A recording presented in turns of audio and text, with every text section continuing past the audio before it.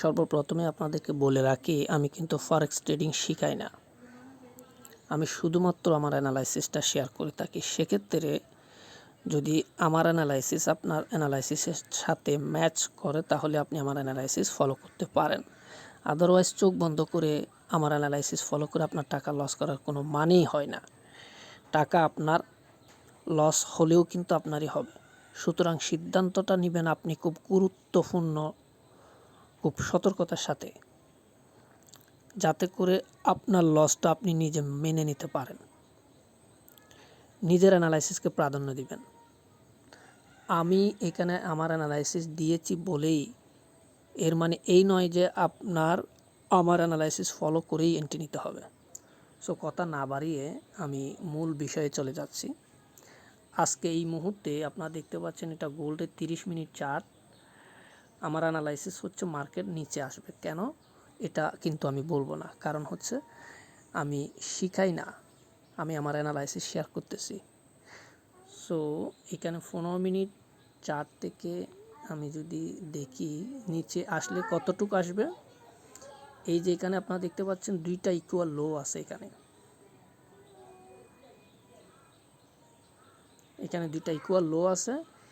এখানে প্রাইস দাঁড়াচ্ছে আপনার 33.60 কিংবা 50, এই পর্যন্ত মার্কেট নিচে আসতে পারে যদি নিচে আসে। তবে নিচে কখন আসবে সেটা কিন্তু স্পেসিফিক টাইমটা বলা যাচ্ছে না, কারণ এখন ভলিউম নাই মার্কেটে। আপনারা জানেন ভলিউম আসতে পারে দুপুরের সময় কিংবা সন্ধ্যার সময়, ওই সময় আসতে পারে। তার আগ পর্যন্ত মার্কেট উপর নিচ করতে করতে অনেকের অ্যাসেল নিয়ে নিতে পারে, ম্যানিপুলেশন হইতে পারে। সো এখন কিন্তু সেলে আসবে বলছি, মানে এখন সেল নিলে কিন্তু আপনি ফেঁসে যেতে পারেন। সো মার্কেট নিচে আসবে হয়তো, আমার কাছে মনে হচ্ছে। এখানে আপনারা দেখতে পাচ্ছেন এখানে একটা শক করেছে উপরের দিকে, এই যে একটা শক করছে। সো মার্কেট এই শক বরাবর যে প্রাইস সেটা হতে পারে 34, 15, 16, এই প্রাইসকে টেস্ট করার জন্য আসতে পারে। দেন মার্কেট একটা সেলিং প্রেশার আসতে পারে। এখন এইখানে মার্কেট আস্তে আস্তে দুপুরও হইতে পারে, সন্ধ্যাও হইতে পারে, কিংবা মুহূর্তের মধ্যেও চলে আসতে পারে। তবে এই প্রাইসটা টেস্ট করবে বলে মনে হচ্ছে। তাছাড়া এখানে কিন্তু একটা ইমব্যালেন্স জোন আছে, আপনারা যদি খেয়াল করেন এইখানে কিন্তু একটা ইমব্যালেন্স হয়ে আছে, যেখানে আসার একটা সম্ভাবনা আছে। সো ফাইনাল অ্যানালাইসিস হচ্ছে মার্কেট কিন্তু নিচের দিকেই আসবে, এবং কতটুকু নিচের দিকে আসবে সেটা কিন্তু বলেই দিয়েছি। সো আজকে আমাদের মাইন্ডসেটটা হচ্ছে নিচের দিকে আসবে, আমরা সেল অপরচুনিটি খুঁজব।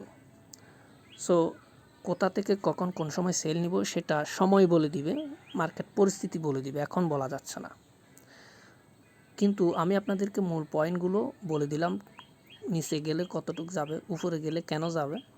অর্থাৎ এখানে যেহেতু একটা শক আছে, ইমব্যালেন্স জোন আছে, এদিকে আসতে পারে, টেস্ট করতে পারে, এবং মূল ইন্টেনশন আমাদের মার্কেট নিচের দিকেই যাবে। সো কখন যাবে সেটা বলা সম্ভব না। সো আপনি নিজে অ্যানালাইসিস করবেন। আপনার অ্যানালাইসিস যদি আমাদের সাথে ম্যাচ করে, আপনার যদি মন চায় আমাদের অ্যানালাইসিসে, ঠিক আছে, সেলে থাকবেন, সেল করতে পারেন। আদারওয়াইজ আপনারা যদি আমাদেরকে ফলো করতে চান তাহলে আমাদের সাথে যোগাযোগ করতে পারেন। ধন্যবাদ।